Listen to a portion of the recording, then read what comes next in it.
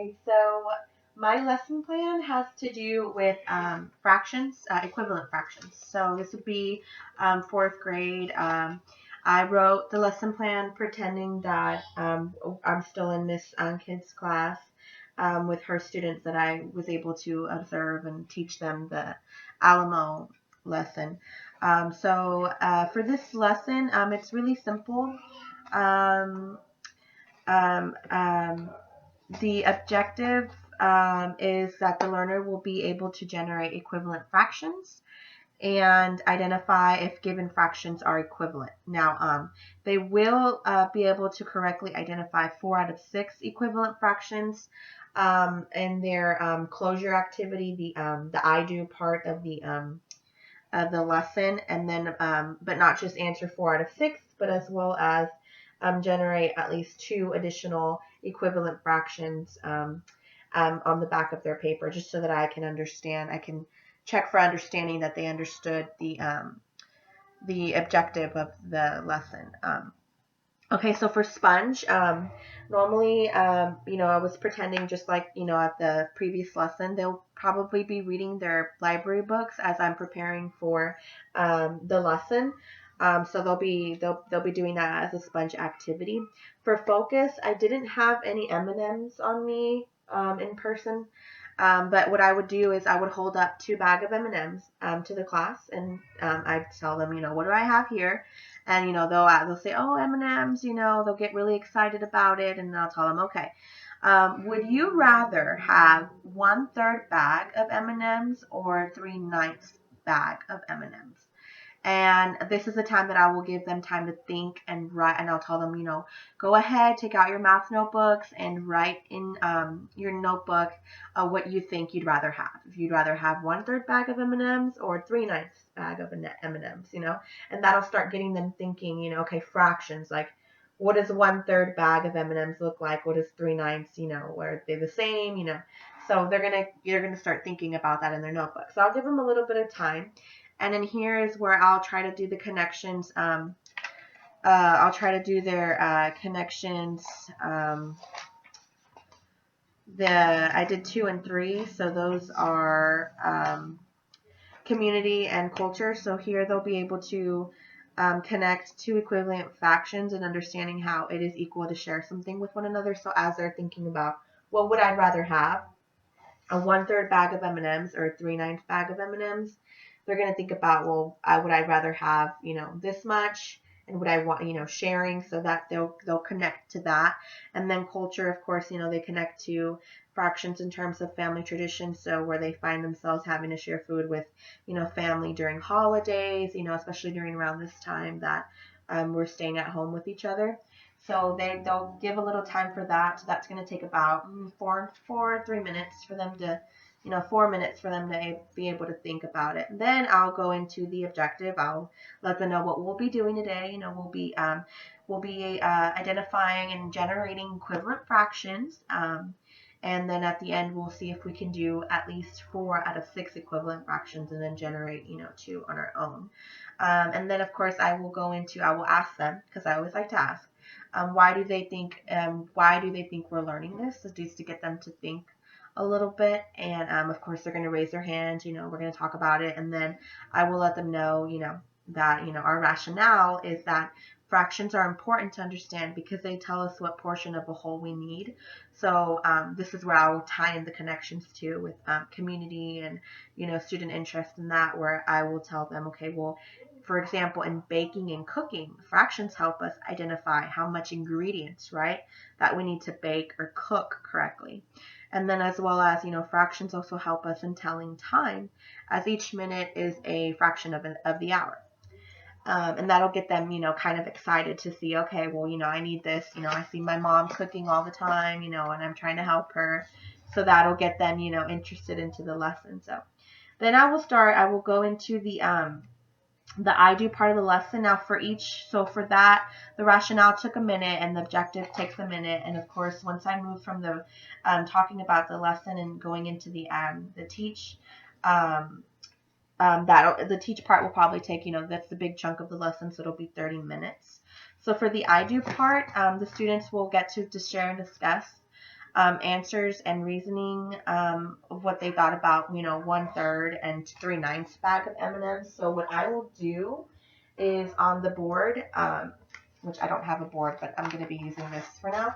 On the board, I will, we'll discuss the reasoning of like what's better, a 1/3 or 3/9.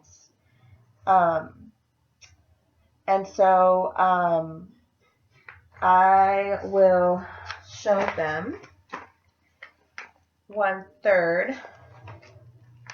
So what I would do is I'm going to write 1/3 and then 3/9, right? So I'm going to show them like that. I'll have it like this, 1/3 and 3/9.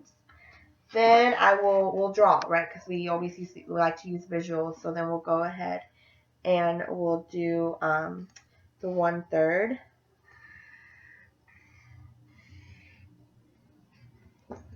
Then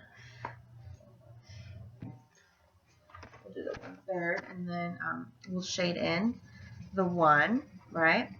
And then I'm going to do it at the bottom so we can see the differences. I'm going to draw the 3/9 at the bottom.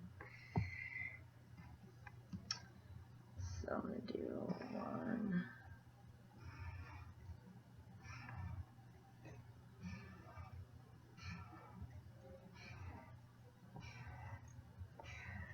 And then we're going to go ahead and shade in the 3. Okay, so we're going to draw our picture and we're going to shade in the 3. Now this is a little off, sorry, I just had, okay, so then I will show them, this is not a good picture. I did the little box too small, but okay, so anyways, this would be the idea, where I would show them that, that they're equal, because as you see here, pretend that line's not there, the 1/3 is shaded the same amount as the 3/9. So these are equal amounts, so it's the same. So that's how I would show them that, our reasoning, well, 1/3 and 3/9, isn't it the same, right? How would we check that to make sure that they are the same? Just using a picture, we use math, right? So that's when I would introduce the multiplication. But before we get into the multiplication, I'll ask them, okay, well, equivalent. And then I'll go ahead and write it in the board. That way they can, as I'm showing this to them, they can go ahead and write it in their notebooks. So they have something to reference on. So I'll write equivalent, and then we'll talk about what do they see in the word equivalent. And I know that they will find they will see that, well, equivalent is kind of the same as equal. So then okay, equal. Equivalent is the same as equal. So then we'll write down equal. And then I'll show them, we'll talk about the mathematical symbol for equal. And of course, we'll draw that at the bottom too. And then I'll have them write that in their notebook for reference. So then moving on from that, then I would go into the mathematics to show checking their understanding. Then I would ask them, okay, so if two fractions are equivalent, I will begin to explain that if two fractions are equivalent, you must be able to multiply or divide the numerator and the denominator by the same number. So given 1/3, so I'd clear the board, right? So if they're given 1/3 and 3/9, I will give them a chance to think about what they think they can multiply both the numerator and the denominator by 1/3 to have it equal 3/9. So what do you think they can multiply? So then we would say, okay, well, 3. So we would say 3, right? So we would say 3. So if we multiply 1/3 by 3, we would get, if we multiply it by 3, because there's the same number is the numerator and the denominator for this one. So this is the denominator. We have 3 here. Then we have the numerator is 3. So let's try to multiply by 3 to see if we can get 3/9 and check if it's equal. So if we multiply by 3, so I would show them, okay, we're going to put a little dot to show 3. I'm going to show a little dot to show 3. And then, of course, they tell me, okay, 1 times 3 is, they know that is 3, right? and then 3 times 3 is, they know that is 9. So that's how we would check. That's how we would check to make sure that they are equal, using the math. And so, like I would explain to them again, if two fractions are equivalent, they need to be able to multiply or divide the numerator and denominator by the same number. So same number, 3, they were able to. Perfect. So then that would be the I do, and of course I would spend time and ask some developing questions here. Okay, fact family, so they need to remember that. Those are part of the prerequisite skills. They need to remember, what numbers are the same and which ones come from the same families. So then that would be the I do part of the lesson. So then we would go into the activity. So then for this, I would transition into the timer. So I'd tell I'd go ahead and get one of my students to, randomly pick out of the popsicle sticks and choose one of them to go ahead and turn the timer on.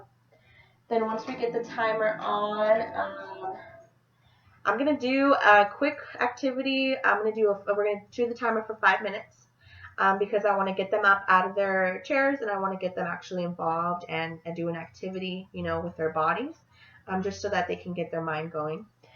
So I will let them get up and I will ask them to arrange themselves into a rectangle, at the literacy circle. The literacy carpet where we have room to actually do that. Then once we do that, I will ask them, I will ask one of them, so I would choose one of the volunteers from the popsicle sticks, and I will ask them to divide the group in half. Now, after they divided themselves in half, which will probably take them a little bit, they're pretty sharp, so it'll be fun for them. Then they will reform the rectangle again, and then I will ask them to choose I will then choose a different student from the popsicle stick jar, and I'll ask them to divide the group in half in a different way. Just so that we can see different, visually see different, how in fractions you can divide, horizontally, vertically, you can divide, in half many ways. So I want them to get thinking about that when it comes to equivalent fractions. So then I will ask, once we play, I will ask them to go back to their tables, and then I'll have one of them put the timer on for, let's see, what did I write down? For 10 minutes. Then I will explain to them our I have game, where this is where I have my accommodations for certain students. So I have this game where it's really simple. They all have to do is deal out the cards to each other. So they're going to be in groups of 2, 2 people, but it'll be in a table of 4. So they can be around each other. They can communicate. This is fun. This is supposed to be fun. So then they'll just deal out the cards to their partner, and they'll spread them out, and they may choose one card out in front of them. And then the other student will start to read one of the cards, and students will look at each card to answer the who has questions. So for example, for special accommodations, they will read it, right? So this one says I have, looks like 2 out of 4. But I will explain to them that, first they will look at this to start the question. So they will read who has an equivalent fraction to 1/3. Now I will explain to them that they can use their notebooks that they have, so they can do the mathematics, the multiplication by the same number for the numerator and the denominator to check for their math, to check that it is correct. So so they would say who has an equivalent to 1/3. And then they would do that, do the math, and then they would say, okay, and then they would find the 1, 2, 3, yeah, this one's good. Then they would, find the picture to match it, which one's equivalent, and then they would go on to the next question, and then they would get to, match up. So this is pretty fun. This is pretty fun to have, they get to match them up, and this is fun because it gets them thinking, it gets them going. And then the first person to use all of the cards is the winner. So I have these with the pictures, and then I have these that don't have the pictures. These are just the fractions. So I have 2 for the special accommodations. But I think, for if this is not review, this is the beginning of the lesson, I think I would go ahead and use the picture ones just so that they can visually see it. So after that game is done, the timer goes off, 10 minutes, and then I will go around, while they're playing, I will go around I'll be checking is for making sure that they are, writing in their notebooks, checking if they're, trying to do the math. It might be difficult for them since it is multiplication and having to do with fractions. So I'm just going to be going around checking if they are, playing, participating, checking for communication, to just see that they're actively engaged in the activity. Recall what they are learning to help during the game. So they're expected to look at the picture and the fraction and identify which one is equivalent to the other. And they're able to use their notebooks to check for multiplication to make them equivalent. And then as I go around, I like to go around during each table and just, ask them different questions. So I can go to a group and say, hey, let me ask you, can you recall a time that you've had to, equally divide food or, toys at home? Like, is there, what other life scenarios can they think of that they will need to know equivalent fractions for? So the whiteboard and the timer will be used. This will be the transition in the lesson. And so then once the timer goes off, I will be able to go on to the next. So I also wanted to, besides having their notebooks, I was thinking as well as giving them dry erase markers, and they could use tissue, or if I have dry erase, erasers, I can give them those, so they can actually do it on the table, because that's fun. That's more fun, more engaged than writing in their notebooks. Of course, I would want them to record it on their notebooks so that they can have something to refer to, but I know most of them would probably like to use the actual markers on the table, so that's also good for engagement. So I'd probably use that as well. Okay, and then once we are done with that, and then of course, during the activity, I will leave the example of the multiplication problem on the board. I will leave that up there as well with the definition of equivalent, and then what we talked about, how we reasoned 1/3 is equal to 3/9. Where's my marker? And the equal, and equal is the symbol that they are recording.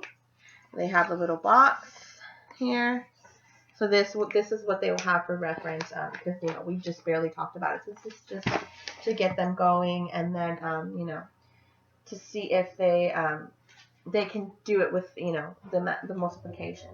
So then once that is done, that usually takes about it's only going to take about like 10 minutes for that. Because it already took us a couple of minutes for the So this part is 30 minutes. So with the 10 minutes from the other from the first part from me, and then 10 minutes from their the 10 minutes from the I do, 10 minutes from the you do, the activity together, and then 10 minutes for this for them. Then I will go into the closure, and I will talk to them about the exit ticket. So they're going to be able to do practice on their own. And this is where I will tell them, okay, this is where we're going to have this worksheet. I'll gather them up. Timer will go off. We'll transition. I'll get their focus again, and then we will talk about the worksheet. The worksheet is equivalent fractions. Now here it says directions. Fill in the equivalent fractions below. And of course at the top, I really like this worksheet because it says equivalent fractions have the same value, even though they use different numbers. And that's what we've been, looking at with the game. They're equivalent, but how they're different numbers. And that's another developing question that I will be asking them as we go around. Okay. And so one of the examples is 2 out of 2, and there's a picture. There's also a visual, which is really good. And then you have this one, which is and then they're able to color it so they can represent their fraction too. And then they so it has the numerator is blank, so they have to find an equivalent.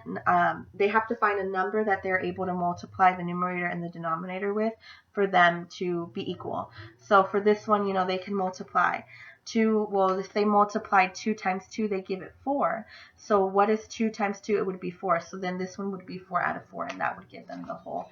And these are simple and easy. They're not so hard. I just wanted, be able to check to see if they understood how to use that math, and then I would let them know that they need to show their work, their math on the paper.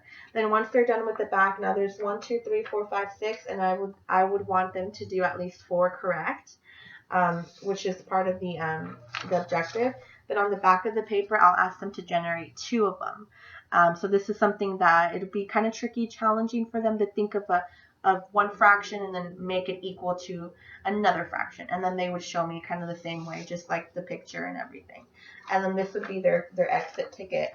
And so while working on the closure, I will close the lesson, and then of course I will tie in the objective with what talk about what we just did, how we did it, what equivalent means, review it all, and then I would connect it to the rationale why this is important. Of course, cooking and baking, and just it helps us understand numbers.